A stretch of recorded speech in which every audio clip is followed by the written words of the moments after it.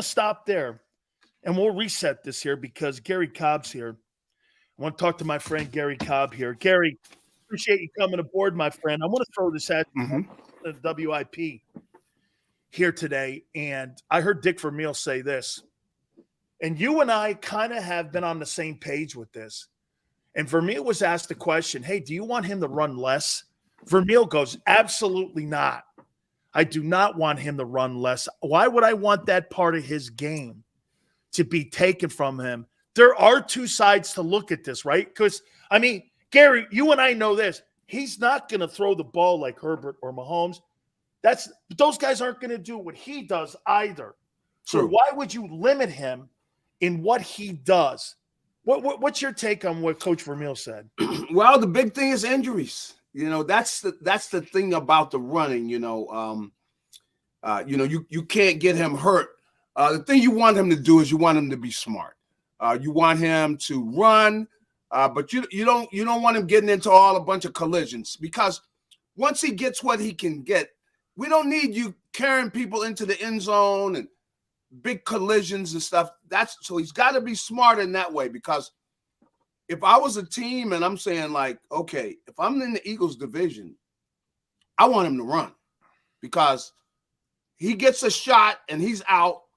They're not the same team without him. So, I don't want him to run as much. I mean, I want him to be smart. That's the big thing, is he's got to be smart, which is take what's there. Don't try to be Superman. We don't need you carrying people and everything, because a lot of times get the yardage is there, then get on the ground. I want him to be, where he's running like Russell Wilson used to run, which is he was not taking on anybody. Get on the ground. You got enough. You got 5 yards, fine. We don't need to try to get another 4 or 5 yards and you're going to get hit and all that. We don't need that, because the main thing we want you to do is where you're playing the game where, just like when you're back there and you're throwing, you're not trying to run over people and carry people. If you're getting ready to get sacked, hey, you go ahead on down. We don't need you doing all that, because we would rather have you healthy. That's more important to us than those 2 or 3 yards. We don't care about it. So he's got to be smart. So I want him to take what's there, but he's got to play smart, because he can't afford to get hurt. If Absolutely. you get hurt, you can't afford him getting hurt. Absolutely. Garry, why is Derek Barnett on this Eagle team? I think that he's going to have a challenge. You think he makes the roster? It's going to be a challenge. It's not just a given. I don't think it's a given anymore that he's on. I mean, when I think about all the talent they have, I don't think it's a given that he's here. I don't think so. I think he'll play somewhere in the league, because he's good enough to be playing somewhere. But I don't think it's a given, that he's here.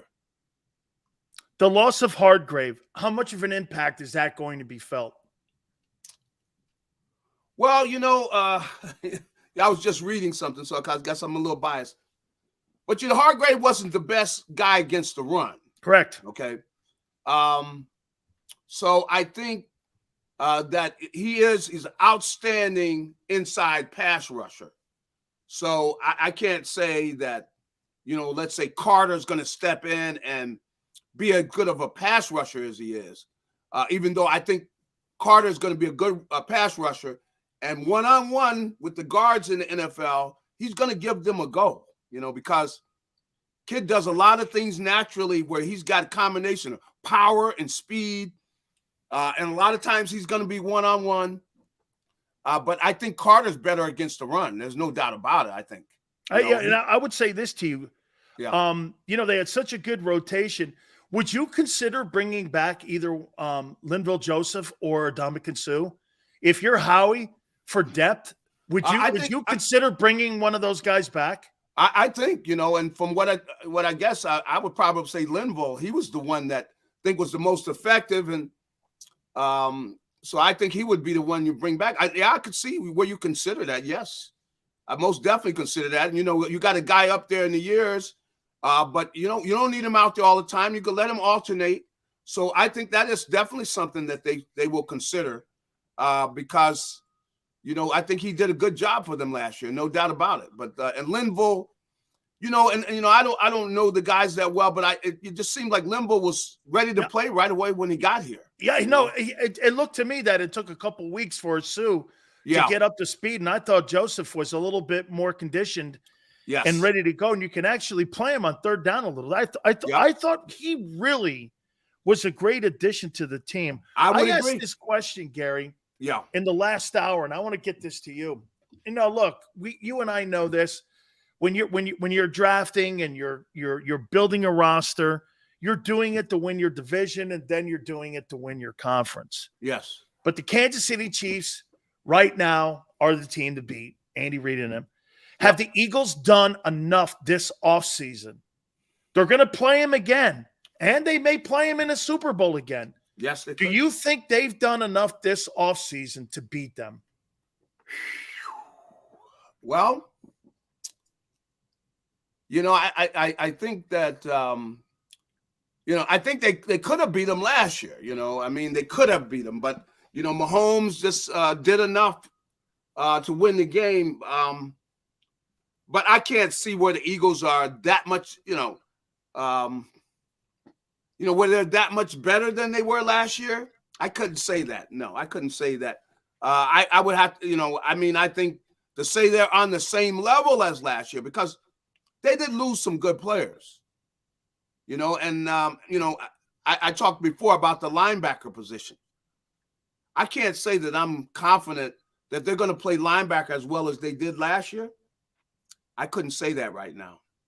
What is the biggest challenge Nikobe Dean will have as he takes over the reins as a starting middle linebacker? I mean, that's, Gary, I don't think what people realize, not just, playing middle linebacker, you got the green dot, you have to know everything. Yes. To me, it's almost like being the quarterback on the defense, and you've got to know almost everyone's technique, everyone's philosophy, where you are on the field. You've got to have a playbook on the guys you play, all that stuff. Yes. But what's his biggest challenge, you think, as he steps into this role? Well, swallowing all of that. I think that, from talking to him, the kid is very smart. He's football smart. He'll be prepared. I think so. I think he'll be prepared. But still, even that, he hasn't done it on the NFL level, though. He doesn't have the experience of having to deal with everything on the NFL level. And I talked to him. I asked him a question about that in media when they had media availability, and he answered. I asked him about the difference in the NFL offenses and the college offenses and how they attack you. And he gave a very good answer, and you can see that he has been, even though he didn't play last year, he's watching everything. He's seeing what's going on. So he got a good year of watching and just soaking it all in, being able to hear what was going on and everything. So I think he'll be able to handle it, but it's still going to be a challenge because he hasn't had to deal with all the things, all the different offenses, the different quarterbacks. These quarterbacks, these are pro quarterbacks. These are not college guys. These guys are seasoned. They know what you're in. They know different things. If you could try to disguise a coverage, different things like that, or a blitz if you're coming and everything. They're able to decipher a lot of things. Experienced quarterbacks. So that's who he's really competing with. The other teams, offensive coordinator as well as, but mainly that quarterback. He's competing with them. So he's got his work cut out for them. And then, he's not very big. He's not a big linebacker. He's undersized. So but a lot of times, if he uses his smarts where he studies the other team, a lot of times they come out, there's only 4 or 5 plays that they're getting ready to run. You got to have a good idea what those are, and then you got to be able to decipher which one it is and be there to make the play. And he's the kind of kid, over years, I think he's going to be fine. This year is probably going to be his toughest year because it's the first year, but I can see he's smart. How about That's what's going to get him by. He's a smart kid. Gary, in the building of the roster and the building of the interior, I call it the triangle, the 2 tackles and the middle linebacker. You think that's by design that they want to have two giant guys in there to protect Nikobe Dean? Because these guys are 320 pounds apiece. Yes. One guy's 348 at times. Mm-hmm. And I don't care how big you are. You got a guy behind them that's maybe an undersized linebacker. Yes. Dude, if those guys are doing their job, it really doesn't matter how big you are back there. Because, again, guess what? I think he's going to be an improvement over TJ. I think he's going to be I think he's going to be an improvement here, Gary. Maybe covering backs and maybe covering backs out of the backfield where TJ struggled at that. Well, now I will give TJ credit. He wasn't the fastest guy and everything, but he did a good job last year covering the backs, because he knew, 2 or 3 options, what route they were going to run, and he would know that because he was a student of the game, to where he knew and had an idea when they came out in certain formation. He knew what the guys were going to do. Study the tape on guys. You can't just make it a foot race. You got to be smart. And so I think that Nikobe, that he has those type of smarts, football smarts. He's definitely got that. So the whole thing is, how he's going to do in his first year. Clearly, he's going to do better the longer he's there, But we'll see how he does in this first year, and how quickly he's on top of everything. Because I think he's going to be able to do it because he's a smart kid. And you're right, the size thing is not that big of a thing as long as you're a smart football player, And I think he is, and that's the advantage he's going to have, which is you're a step ahead of the guy because you know what they're going to run, and you're there, boom, to make the play.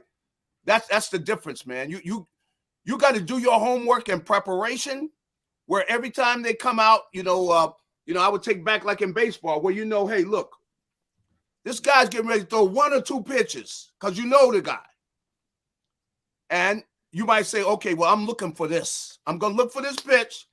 If it's the other one, I just want to be able to hit it. Let's say if I have 2 strikes on him. But if he throws this pitch I'm waiting on, I'm going to hit it into – I'm going to give you a souvenir. Hey, and a lot of times, as a linebacker, you're doing the same thing. I see the formation they're in. I know what they like to run out of this.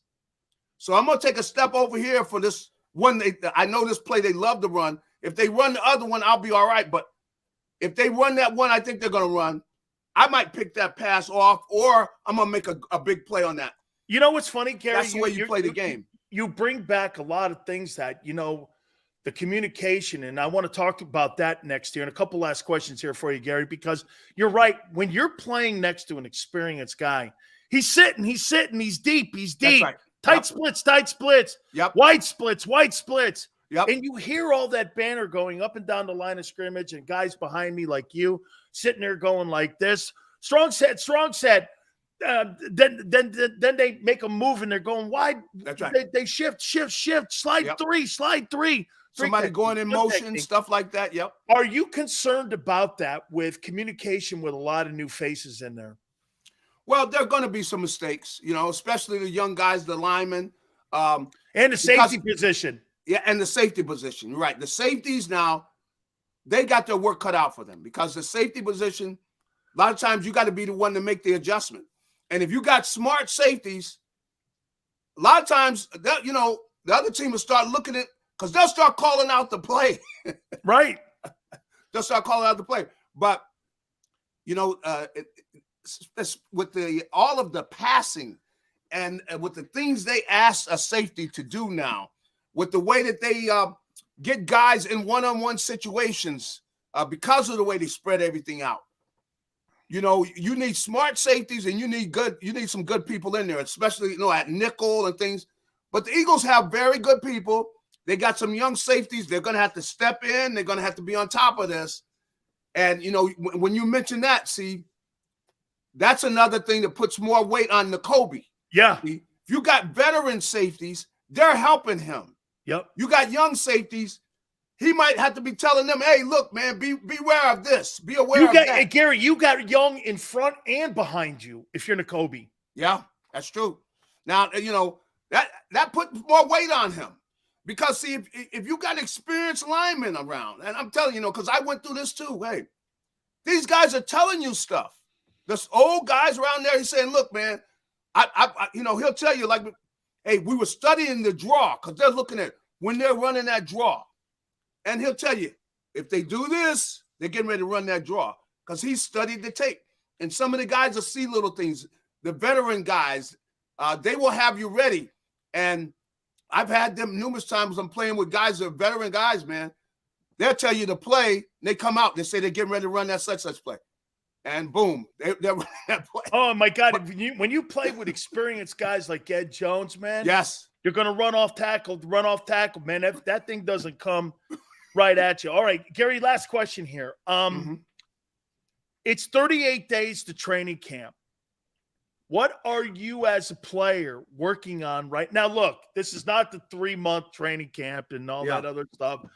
I mean, you do want to be in the max shape. I was telling them, I used to wake up in the middle of the night, Garry, 3 o'clock in the morning, 2 o'clock in the morning going, I don't know if I'm in shape, man. And I would go out and I'd run a mile or some shit like that. Because I was afraid I wasn't in shape. I'd be at the gym at 3:30 in the morning. Yeah. Because I started panicking. I know what you're saying. See, now I would tell, my wife, she would go, what is it you're doing? What are you doing? Baby, hey, I got to be in shape. I don't, come on. So I would get up, and make sure that I'll be ready. I get up every morning and run, I didn't play games with that because I'm saying, look, I'm going to be in shape. I'm going to be able to run all day long because I love when somebody else is getting tired and I'm smiling at them. Because, look, I'm not going to deal with that, but you got to put in that work. And that's going to be the key. I mean, some of these young kids, those 2 young kids in the middle there, with Davis and Carter, they got to come in here in great shape. If they do, it's going to have a lot to do with the success of their season. Oh, absolutely. And of the team. Because if they can come in here and be a force in the middle of that defense, both against the run and the pass, because they're going to get plenty coming from outside. Can they give them pass rush up the middle, which they had last year with Hargrave? If those kids can do that, I think they're going to have an outstanding season. Now, of course, we've talked about some of the things that are other issues, which is going to be how do the safeties play? How does Nikobe Dean? How does he step in? And is he on top of everything? Does he do that early? Is he playing like a veteran? And Deshaun's side, is he going to be hands-on or is he going to let the players play? Yeah. Well, you're right. I mean, you mentioned a whole nother issue. That's why the whole defense. How does he do? How do they do? And they're coming back with the same people. So it's going to be very interesting to see how this thing turns out. I mean, they got personnel, but when you got the thing is when the linebackers and the safeties, they make most of all the calls on defense. The veterans they have outside the corners, those guys are going to be fine. But all the stuff inside, which a lot of things happen inside, we'll see how quickly those guys are on top of it. And are they giving up big plays? Are they getting big plays with passes across the middle and different things happening, whether it be runs and things? How are they able to stay on top of where they're not giving up big plays? That's going to be very interesting, and we'll see how all that steps out because that's going to have a lot to do with what kind of season they have. So look at this here. Philly 500 says he used to call G Cobb when he was on his radio show. And when he was a teenager, and he used to stick up for Randall Cunningham. Yeah. What's that? Used to stick up. What were they giving Randall shit on? Well, was that when John Gruden tried to put guardrails on him?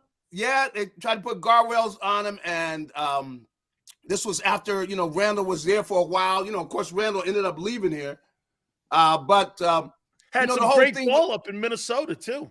Yeah. Well, he had some great run up there. And really, he got to where he was comfortable playing the game from the pocket. And that's what I really regret, that Randall didn't have somebody that emphasized that part of the game to him, because he was always able to take off when it came to running and do great things there. But is Randall better than Jalen Hurts? Is he better? Well, Jalen is ahead of Randall. Can you imagine if Randall had this talent I tell you, the thing about Randall though is he did not mature completely in his game really until he got to Minnesota, where he played the game from the pocket. Okay. But so that's why I have to say that Jalen, because Jalen's only 24. For him to have taken the team to the Super Bowl, been the MVP, almost MVP in the league and everything, I have to say he's ahead of Randall. From where Randall is. Yeah, I would say that. Yeah. So you think that Jalen Hurts is ahead of Randall Cunningham? Yes. At this particular time? Yes. What is he? Both the careers. Randall did a ton.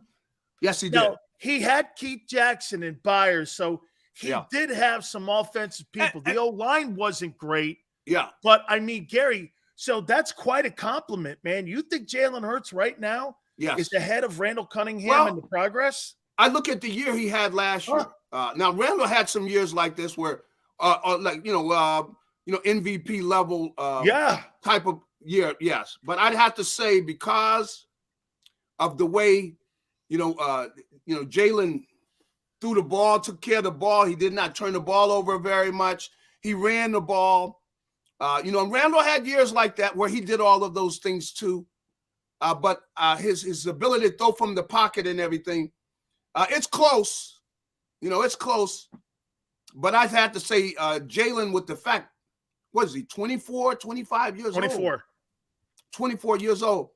From that standpoint, I mean, because at 24 years old, man, Randall, I'd have to give the nod to him, say he might be a little bit ahead of him. Yeah. Wow. That's a great compliment to Jalen Hurts from you. Because I know how much you really love Randall Cunningham. It's no shade. Hey, it's no shade on him either. It's just we're talking about really two really great quarterbacks here. That's right. And see, you just think he's just a little ahead of him. Yeah, I would say so, because they really started pushing Randall, probably after he left here, because he wasn't being pushed as much to just play the game from the pocket. Well, you know what? He had Brian Billick as an offensive coordinator up there. Yes. And he had Denny Green as his head coach. So maybe at the end of the day, he didn't get the offensive coaching in Philadelphia that he got in Minnesota, because look at Dennis Green and Brian Billick being the OC. Billick would go on to Baltimore and win a Super Bowl. Yep. I would have to say he didn't. Now, he didn't have that type of push here from a coaching standpoint. He didn't have that type of push here where they were pushing him to perfect his game from the pocket, and don't be relying on his legs. He would utilize those legs a lot until he got up to the Minnesota. He really got to the point where, you got Randy Moss and Chris Carter to throw the ball to. Yeah. They're throwing the ball to two Hall of Fame and wideouts. They had a kid named Reed up there too, and they had Robert Smith. They had Reed. And you think about, that one year, which I thought they were going to make the Super Bowl, but they were 15-1. Where they're just carving up the whole NFL, So he had some great years up there. But he really got to the point where, he could play their game solely from the pocket. Robert Smith was up there too with him. You're right. Robert Smith. That was a great team, man. They were 15-1, and I think they got beat in the NFC title game by Atlanta. That's right. Yep. And a game which, I think the field goal kicker kind of let them down there. Yeah. Those field goal kickers. They're not football players. Hey, field goal kickers and punters are not football players. They're skilled guys. They're timeout machines for the cash register. They're not football players. Well, if you I know don't that tackle and hit, and you wear a size 9 foot, you're not a football player. I've had some, Hey, Gary, you got a size 9 foot. You're not a football player. That's right. That's right. Those guys, I've seen some kickers where the kicker missed a big kick, and the guys don't want to let him on the bus. They don't want to let him get on the plane and stuff, man. They're going like, come on, man, we're a team. We had a guy in Tampa named Iggy, man. He used to, when he missed a field goal, we'd look at him and go like this, what are you doing, man? The kitty bus is back there. Hey, Gary, we got to roll. Thank you, my friend. All right. Hey, have a good one. You got it, man. Gary Cobb with some great kudos to Jalen Hurts. We will reset the Big Sills 2023 preseason all-pro team. We come back out of the timeout. Please hit the like button. Keep it here on the National Football Show.